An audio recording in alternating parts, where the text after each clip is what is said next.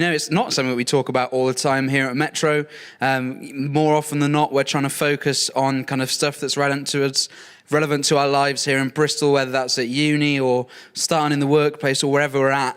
We try and make stuff kind of relevant, but it's still a really important part of who we are, that we're supporting people all over the world. And the reason that we do that is because of love. It's that simple. It's like Philip said. It's not just because we're trying to be do-gooders or look good. It's about love. So no matter what our beliefs are, that's where it comes from. It's love. So if you're, as I said, not a Christian and you're still a little bit skeptical, if you want to, you can just listen in and kind of judge how the Christians are doing at loving people. I hope that's all right with you. So speaking of love, yesterday morning, I was at a wedding. I was playing at the wedding. And the classic reading they do at all weddings from 1 Corinthians, where the guy Paul's going, love is patient, love is kind, love is, fluffy ducks and love hearts and Cupid flying across the air whilst a guy plays a Spanish guitar in the background and Lady and the Tramp with the spaghetti and all that stuff.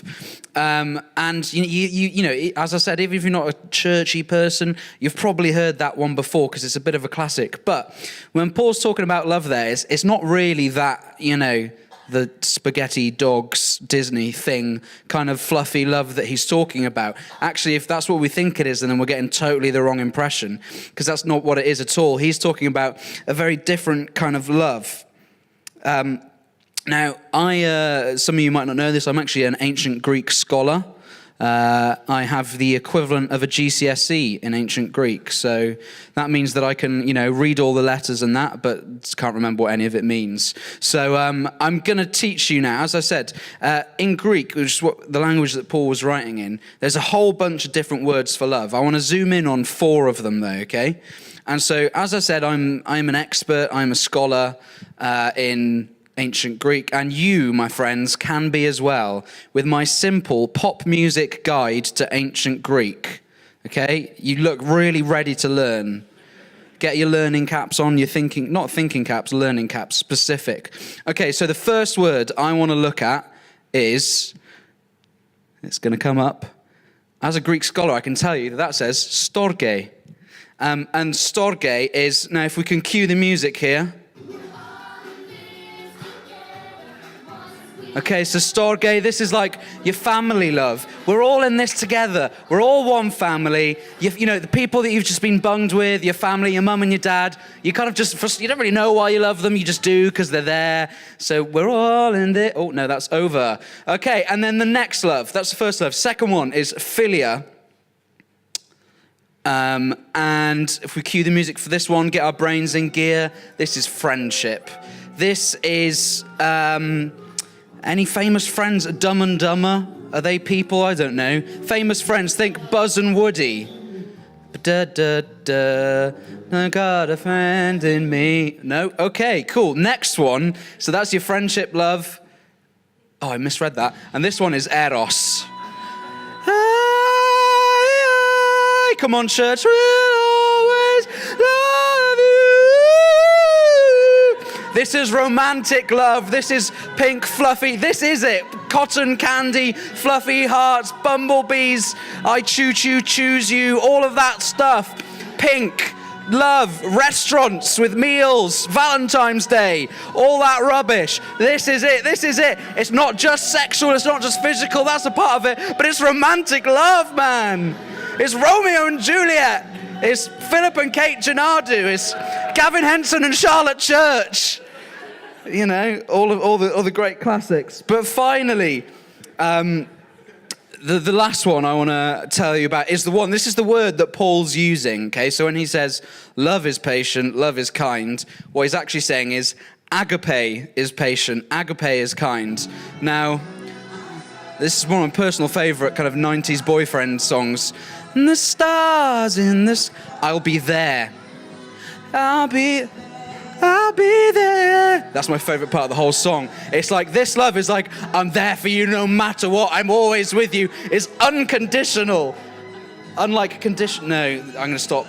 It's unconditional love. Nothing can change it. God loves you so totally, so much, no matter what, till death and beyond. He loves you with every beat of his heart. And that's the kind of love that God is expecting us to show to other people. This unconditional, look, we're not the same, we're very different people. As the High School Musical song says, we're different, but in a good way. And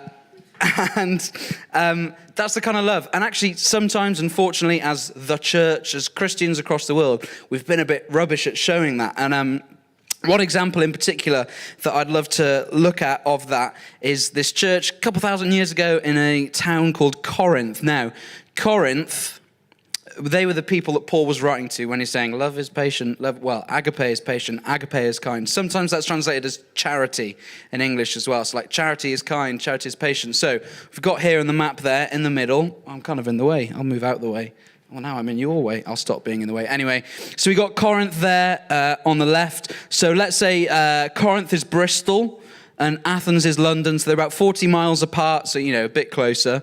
And Athens is like where everyone's wearing suits and they're all economists or university lecturers and they wear suits and they're the metropolitan elite and such. And then Corinth is like Bristol and they're all just like wearing wavy garms and they're raving in motion. They're at the Just Jack Day party. That's more like the culture. The cool people are over there. And so in Athens, it's all very kind of high-class people born into, high-born families.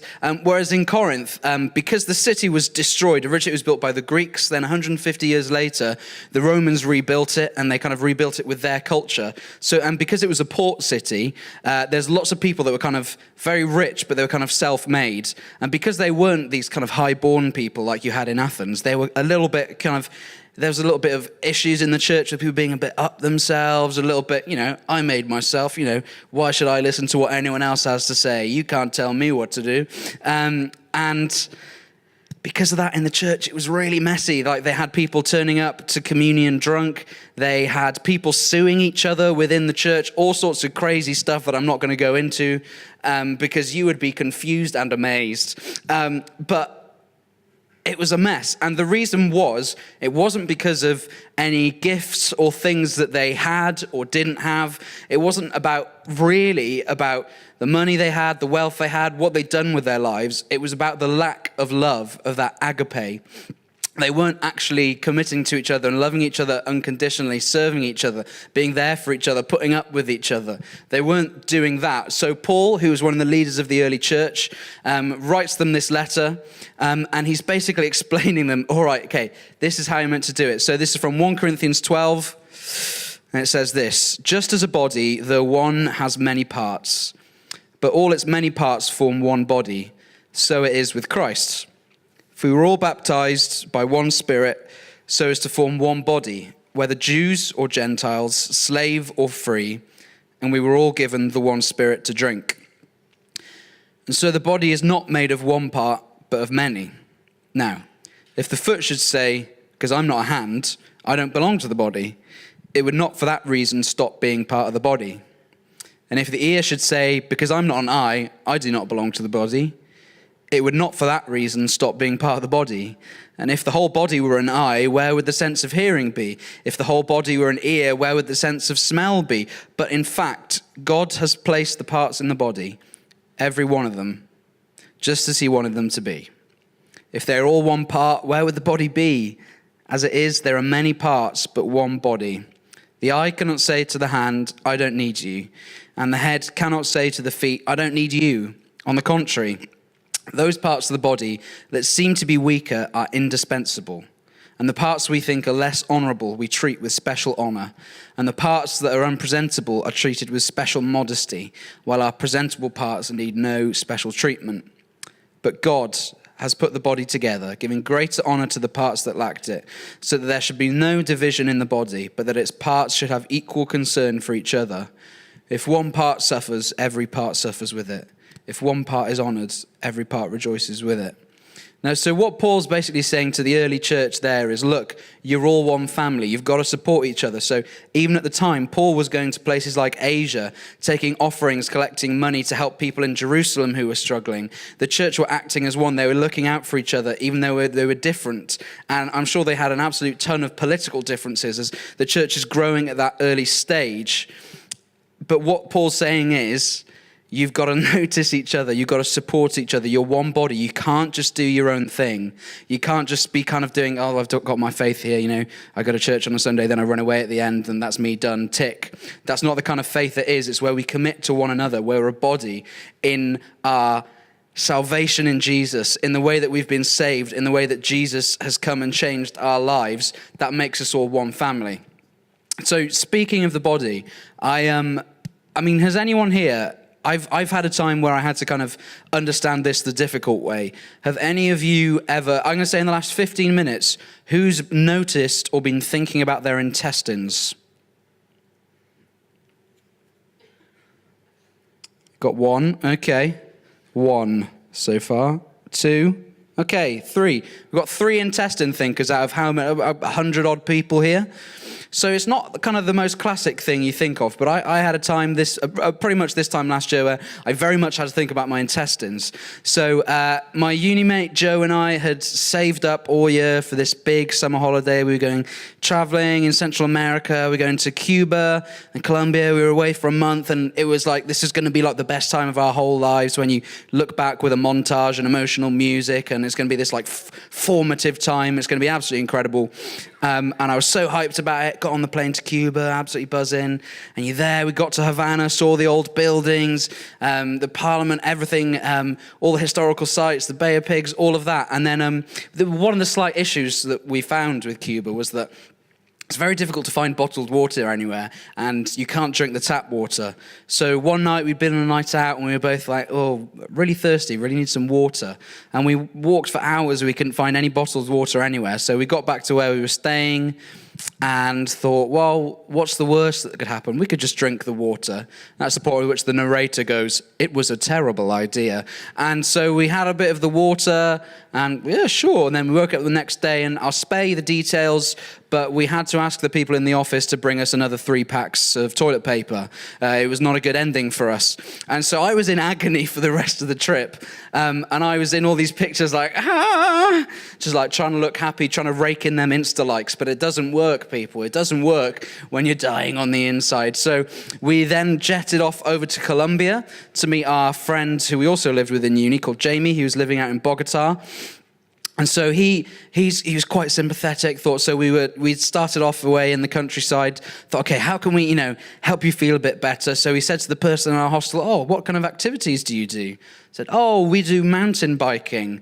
And he said, oh, my friend's not feeling very well. Is it quite gentle? And the guy went, for you?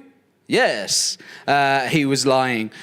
So it was less mountain biking, more trekking up a mountain, carrying a bike. So the very first hill, I was cycling up a hill so steep that we all nearly fell off our bikes backwards. And after crawling under several electric fences, having to walk through a river, and basically destroying my innards, I was feeling pretty horrible. And eventually, my friend Jamie was like, okay, I'm taking you to hospital. So they fixed me up. I got in, and the doctor who was looking at me, she said, she kind of had a felt there and went, whoa, that's not right.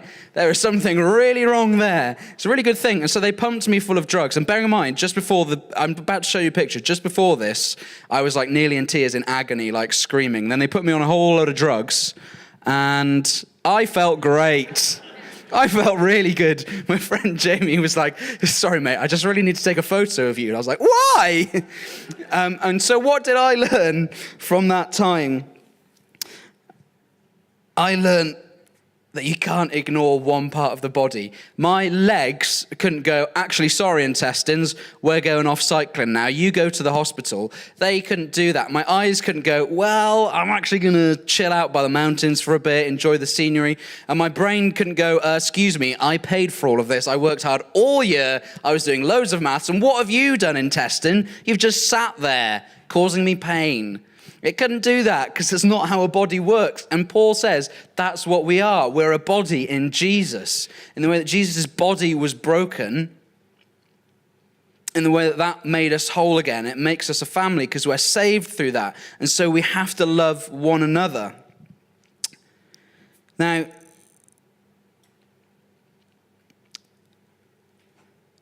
you might be thinking kind of, that's all well and good for kind of back then, but that's then. How does that apply to us here now in Bristol? Now,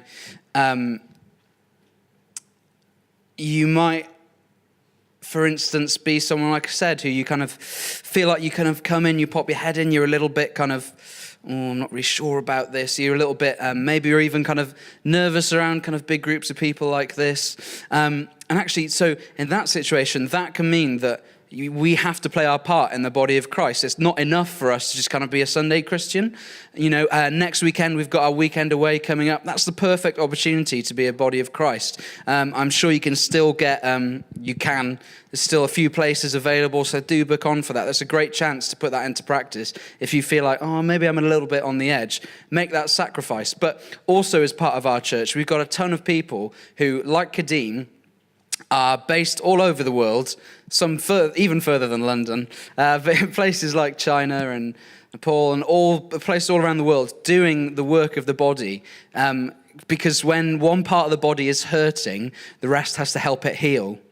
Just like my legs had to carry me to the hospital, my eyes had to tell me where to go to help my intestine. When the body's hurting, the rest of it's got to help do the healing. And so that's what Paul's calling us to do within our own kind of group, our area of the church here and in the wider church, in our global partners. And as Philip was talking about earlier, I was really privileged to go on a trip with World Vision, a charity that we've supported last year through Love Running. We gave £60,000 to help support the Azraq refugee camp. And actually, before going, I was a little bit nervous. I was a little bit worried because Philip and Kate went 2 years ago and they said, it was really depressing. It was a mess. And Philip was like, I don't think I want to go again. And so I was like, great, fun trip. And they said, all the aid workers there were so dispirited. They were so disheartened and just kind of felt like giving up. And so we went, and actually I found it so encouraging. And that's because, like Philip said, when we look at these child-friendly spaces, these children who 2 years ago didn't have enough food to eat, didn't have anywhere safe to be, who've had to literally flee for their lives from ISIS. We even saw a letter that one Christian family received from ISIS saying, you have 24 hours to get out of your house or we're going to destroy it. And that was it. That was the reality for these people in totally hopeless situations. But through that money that we helped to raise, through the work that's done, it's totally changed their lives. And don't get me wrong, it's still a really terrible situation. It's not ideal, but it really has made a difference. And so seeing those child-friendly spaces, thinking, this is what the body of Christ means in this place. These incredibly enthusiastic kids workers, it was so great. And seeing the kids so genuinely enjoy themselves. And then we saw one project that we'd helped fund, which was feeding, I was thinking it's something like 38,000 people a day, 38,000 meals a day, which is insane. These people actually can survive now. And I think the part of the trip that was most powerful for me was we met a man called Father Khalil. I kept on wanting to call him DJ Khalil. There he is. And he was this kind of unassuming Catholic priest who'd kind of worked with World Vision since 1979. It's crazy. And when the refugee crisis first started, took, I think it was around 450 refugees into his house and into his church buildings. And he started a school in his house and started a learning center so that kind of refugees who were A-level students or the equivalent could have a place to do their work, because obviously they were refugees. They couldn't take all of their stuff with them. He was setting up all these amazing resources. But also he was partnering with God. It was incredible. One of the stories he told us was that kind of one day there was this big sandstorm, so they couldn't get into the church to get to their food where they had all the supplies. And so he went, I don't know, what do? We pray. So they prayed, and they got this phone call from the Marriott Hotel, who who'd just prepared this big banquet for 300 people that was going to be outside, but they couldn't do it. It was cancelled because of the sandstorm. So they had to phone up this guy and go, we've got 300 people's worth of food. Oh no, what can we do with it? And Father Khalil's like, yes, we will take that. Thank you, God. And it was amazing seeing the way that when we step up practically, so when that's giving or lobbying or whatever it is, when we step up practically, that makes a difference in people's lives. But when we join in with Christ, when the body joins in with Christ, it's multiplied. It's so much bigger. It does what should be impossible. So how can we respond to something like that?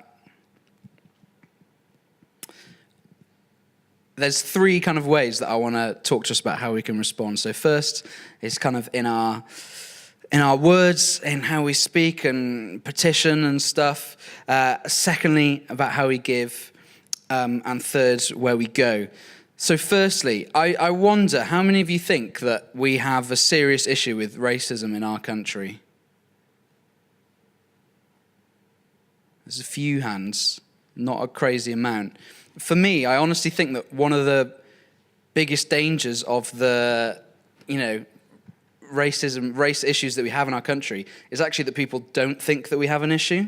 So, for instance, especially around the refugee crisis, how often do we see the press complaining about white immigrants coming over from Australia or Canada or the United States? How often do you see that? So, there's too many of these white people coming over here.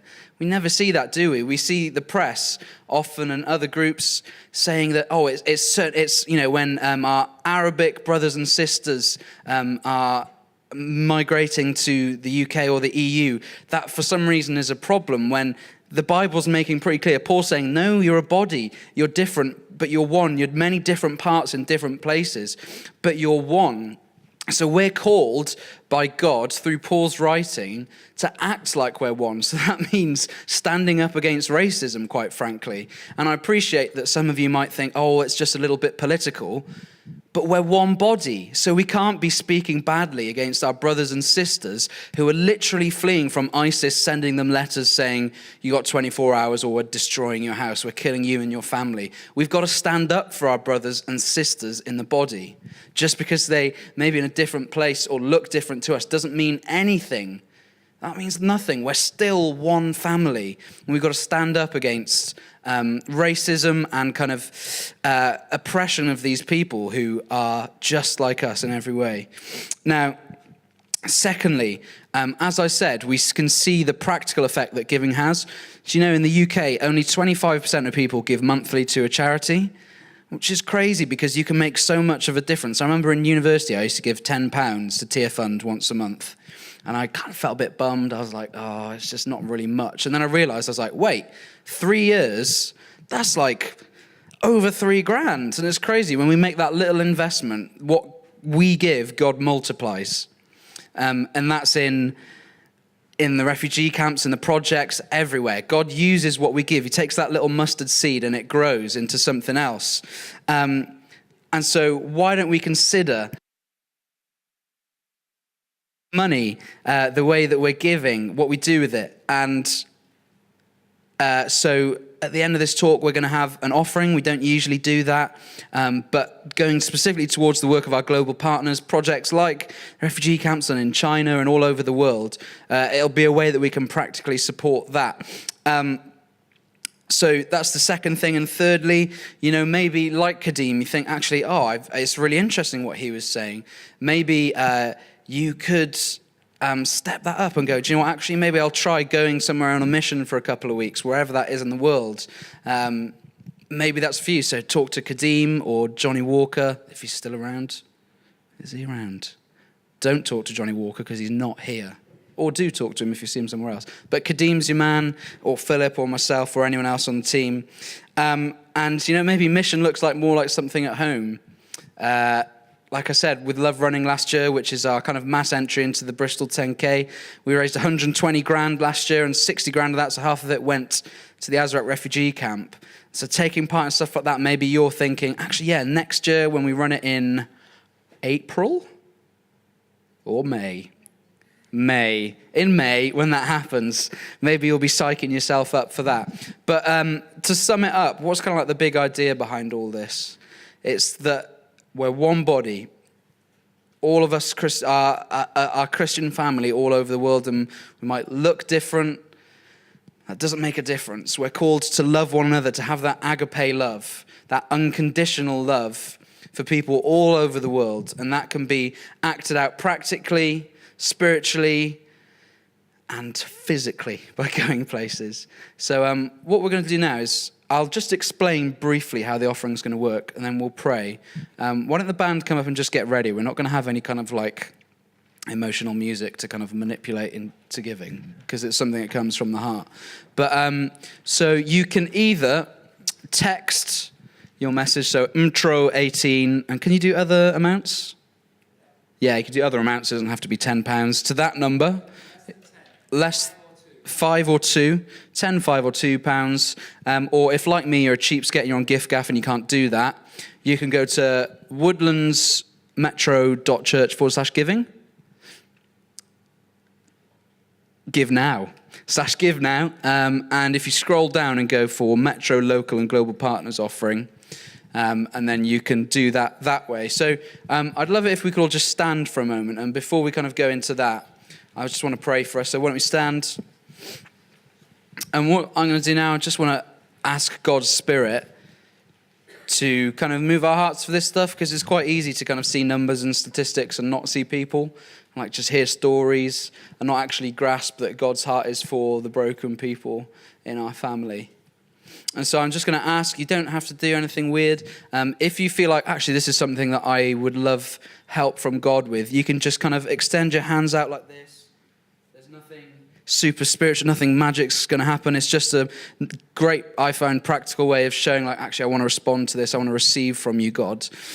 So I'm just going to pray, and then we'll just wait in the quiet for a little bit, and then the band will start to play, and you can give to our kind of global partners helping to serve the body all over the world. So, Holy Spirit, I just invite you now. God, there's nothing that I can say that can change hearts, but you can. I pray that in me and in every one of us, you'd be stirring us to see your heart for the body, that we would have that agape love. Holy Spirit, we wait for you. Just invite you now. Let's just wait in silence just for a few moments.